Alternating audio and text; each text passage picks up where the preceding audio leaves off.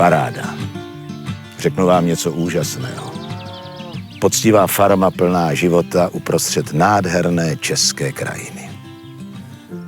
Víte, řeknu vám, vždycky jsem obdivoval vás, farmáře a chovatele.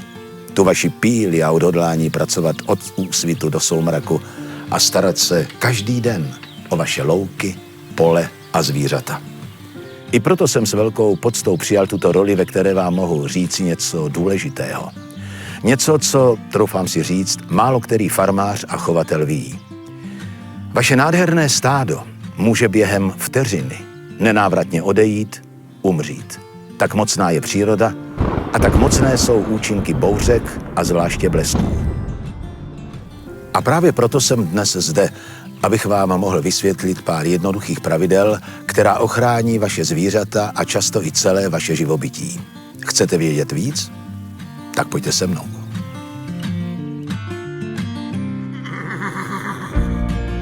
Ať už jste drobnými chovateli s pár zvířaty, majitelé menších stád s odpovídajícím pozemkem nebo farmáři, jejichž zvířata se celoročně pasou na rozlehlých loukách, je možné, že se ve vaší blízkosti nachází elektrické vedení vysokého nebo velmi vysokého napětí.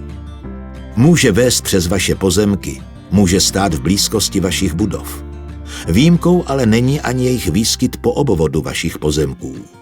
V každém případě s sebou přináší elektrické vedení možné riziko těžkého úrazu, případně smrti při nedodržování základních pravidel bezpečného chování. Už od dětství se učíme, že v případě bouřky nemáme stát pod stromem nebo v blízkosti vysokých sloupů. A tenhle sloup elektrického vedení je typickým příkladem. Ale tahle pravidla neplatí jen pro nás, pro lidi. Platí i pro vaše zvířata. I pro ně mohou být účinky blesku smrtelné. Provozovatelé provádějí na elektrických vedeních pravidelné kontroly a údržbu, aby nedošlo k tragickým následkům ani u lidí, ani u zvířat. Když přijde bouřka, jsou ale jejich možnosti velmi omezené. Elektrický výboj vyvinutý úderem blesku poměrně lehce prochází sloupy nebo, jak sami víte, i vysokými stromy. Ostatně dřevo a kořeny zdravého stromu jsou velmi dobrým vodičem. Když nás v otevřené krajině zastihne déšť nebo bouřka, intuitivně vyhledáváme nějaký úkryt. No a takový úkryt nám samozřejmě nabízí stromy. Ale ani vaše stádo se nechová jinak. V parných dnech se tady schovává před sluncem a když je silný vítr, déšť nebo bouřka, využijí toto místo znovu. A to pro ně může být, bohužel, velice nebezpečné. Zvířatům schovaným pod stromy hrozí, že je náhodný blesk zasáhne. Z tohoto důvodu byste neměli v blízkosti stromů, ale i sloupů umisťovat žádné přístřešky, krmítka ani drbátka. Rizik je v blízkosti sloupů mnoho. Může to být odborně řečeno krokové napětí, dotykové napětí nebo i vliv nepředvídatelných okolností. Zkusme si přiblížit, co to krokové napětí je. V blízkosti místa úderu blesku do země, do stromu nebo do sloupu elektrického vedení hrozí lidem i zvířatům nebezpečí úrazu takzvaným krokovým napětím. Při úderu blesku se uvolní obrovské množství energie, které se přenese ve zlomku sekundy. A elektrický proud se navíc od místa styku blesku šíří půdou.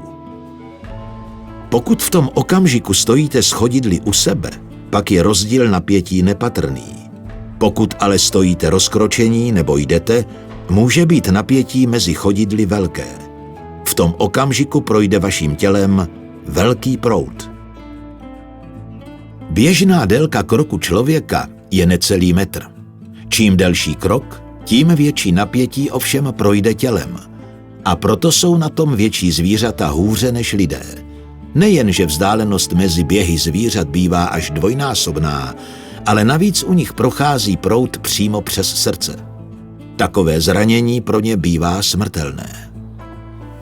A proto si pamatujte jedno důležité pravidlo. Pokud chcete ochránit své stádo, kterému věnujete tolik svého času a úsilí, budujte pro ně přístřešky, ale i napajedla a krmítka v dostatečné vzdálenosti od elektrických vedení, sloupů anebo i stromů. Ale při bouřce jsou lidé a zvířata ohroženi nejen krokovým napětím.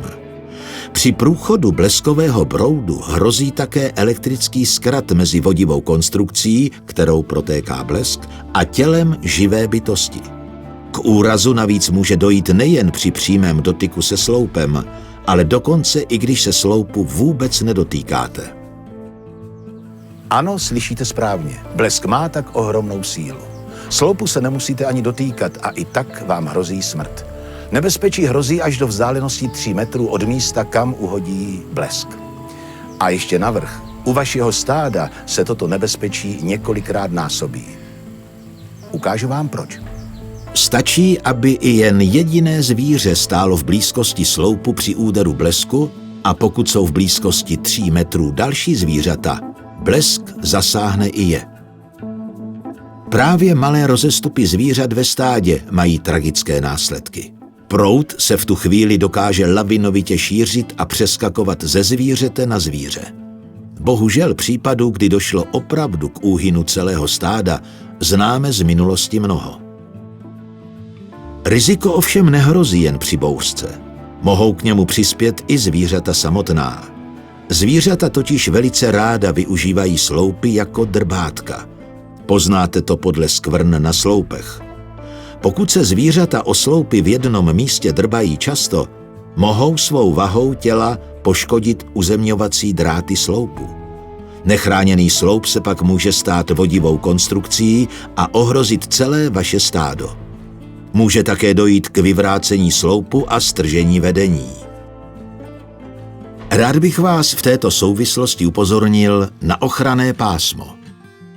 Z dobrých důvodů stanovuje energetický zákon takzvané ochranné pásmo elektrického vedení.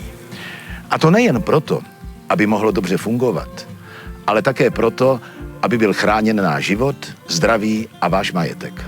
Dbejte prosím na to, abyste na svém pozemku, přes který prochází elektrické vedení, zajistili vždy dostatečné ochranné pásmo. Jde zvláště o životy lidí a případně vašich zvířat. V tomto ochranném pásmu byste tedy neměli bez souhlasu provozovatele distribuční soustavy stavět stavby ani umisťovat žádné konstrukce a jiná podobná zařízení, nebo dokonce skladovat hořlavé a výbušné látky. A hořlavou látkou jsou samozřejmě i balíky slámy. Zkuste o tom přemýšlet. Vím, zákony a zákonné povinnosti jsou někdy na první pohled nesmyslné a otravné, ale teď už víme, jak nebezpečné je krokové a dotykové napětí. Správné rozmístění přístřešků a dalšího vybavení tak může ochránit celé stádo. Pokud tedy budujete novou ohradu nebo ve stávajícím výběhu umisťujete krmítko, napáječku, přístřešky nebo jiná podobná zařízení, dbejte na dostatečnou vzdálenost nejen od elektrických vedení, ale i od stromů. Zásadně tím ochráníte svá zvířata. Pokud byste si navíc nebyli čímkoliv jistí a chtěli byste s něčím poradit, spojte se s poruchovou službou příslušného provozovatele elektrického zařízení ve vašem regionu. Ať už půjde o ČEPS, ČES distribuci, predistribuci nebo EGD. Věřím, že se mi podařilo vám přiblížit, jaká rizika v sobě nese úder blesku pro vaše zvířata a jak se v tomto případě zachovat. Ale pojďme se vrátit na chvilku k lidem. Jak se máme zachovat ve volné krajině, když nám hrozí v blízkosti úder blesku? Jestliže do 5 sekund od zablízknutí uslyšíte hřmění, zaujměte pozici ve dřepu. Chodidla přitiskněte těsně vedle sebe a nohy obejměte rukama. Rychlý sled mezi bleskem a hřměním totiž znamená blízkost bouře a téměř bezprostřední nebezpečí. V tu chvíli nesmíte být tím nejvyšším bodem v okolí. Nikdy si nelehejte na zem. Pokud by totiž blesk uhodil do země ve vaší blízkosti, napětí se bude šířit do všech stran a vytvoří napěťový trichtýř, který by vás ohrožoval.